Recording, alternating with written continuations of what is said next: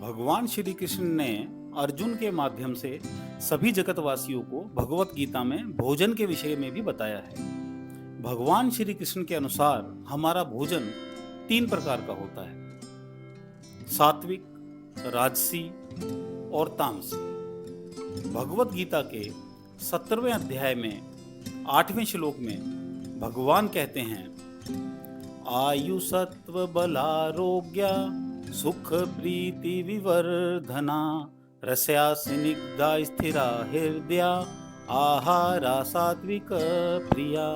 अर्थात आयु, सत्व गुण, बल, आरोग्य, सुख और प्रसन्नता बढ़ाने वाले, स्थिर रहने वाले, हृदय को शक्ति देने वाले, रसयुक्त तथा चिकने आहार सात्विक मनुष्यों को प्रिय होते हैं। इस श्लोक में पहला शब्द आता है आयु, यानी जिन आहारों को खाने से मनुष्य की आयु बढ़ती है। सत्व यानी सत्व गुण बढ़ता है।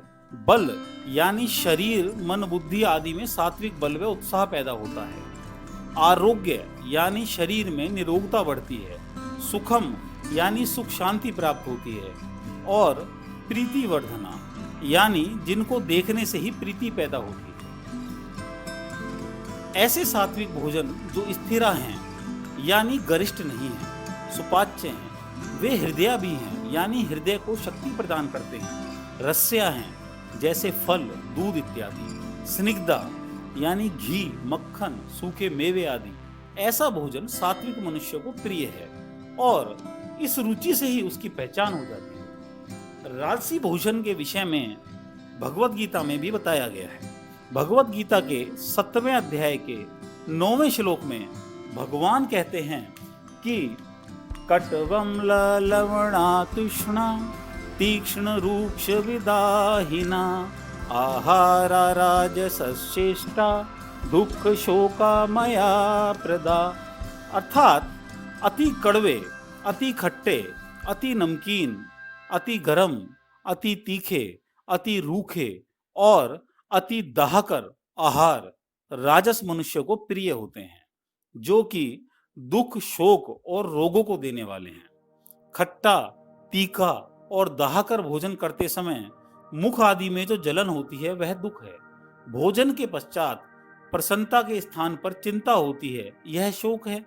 ऐसे भोजन से प्राय शरीर में रोग ही होते हैं। तामसी भोजन के विषय में भी भगवत गीता के 17वें अध्याय के 10वें श्लोक में भगवान कहते हैं कि यात यामम गतारसम पूति पर्युषितम चयत उच्चिष्टम अपि चामेध्यम भोजनम तामसा प्रियम। अर्थात जो भोजन अधपका, रसहीन, दुर्गंधित, बासी और अपवित्र है वह तामस मनुष्य को प्रिय है। जिस आहार को कम या अधिक पकाया गया हो, जिनका स्वाभाविक रस सूख गया हो, जिनमें दुर्गंध पैदा हो गई हो, जैसे मदिरा, प्याज और लहसुन। अमेध्यम यानी मांसाहार, ऐसे भोजन तामसी मनुष्य को प्रिय है। यदि सात्विक भोजन भी राग पूर्वक खाया जाए तो वह राजस हो जाता है और लालचवश अधिक सेवन किया जाए तो वही भोजन तामसी हो जाता है, यानी रोगों को उत्पन्न करने वाला हो जाता है। इन श्लोकों में भगवान ने वास्तव में आहार को प्राथमिकता न देकर आहारी की रुचि को प्राथमिकता दी है।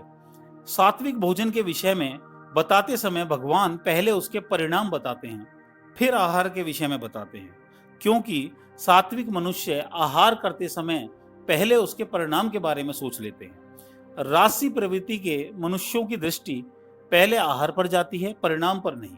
इसलिए भगवान ने भगवत गीता के 17वें अध्याय के 9वें श्लोक में पहले आहार का वर्णन किया है, फिर बाद में बताया है कि ऐसा आहार दुख, शोक व रोगों का प्रदान करने वाला है।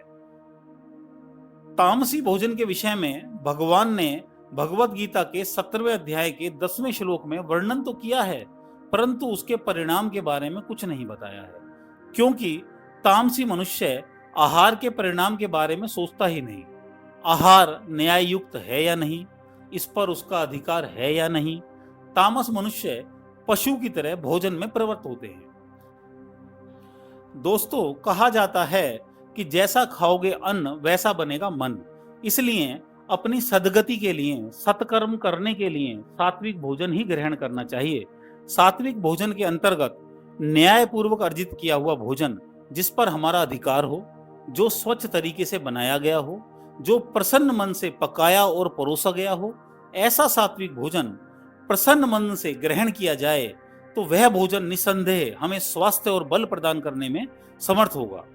दोस्तों, पके हुए भोजन की अपेक्षा प्राकृतिक रूप से ग्रहण कर सकने वाले पदार्थों को हमें अपने भोजन में प्राथमिकता देनी चाहिए, जैसे फल, सलाद इत्यादि।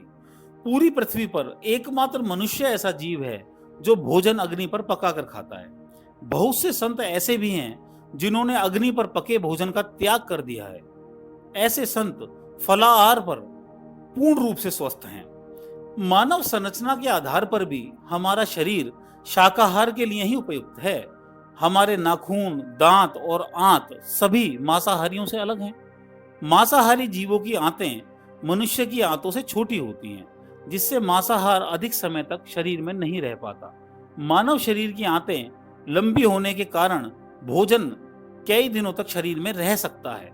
मांसाहार करने पर वह इतने समय में सड़ जाएगा तथा रोगों का कारण बनेगा। भगवत गीता के अनुसार सात्विक भोजन ही श्रेष्ठ है और भगवान श्री कृष्ण को प्रिय है। हिंदू धर्म में भी कुछ देवी देवताओं पर जीवों की बलि चढ़ाई जाती है, परंतु हम विचार करें कि राजसी और तामसी भोगों का फल भी राजसी और तामसी ही होगा।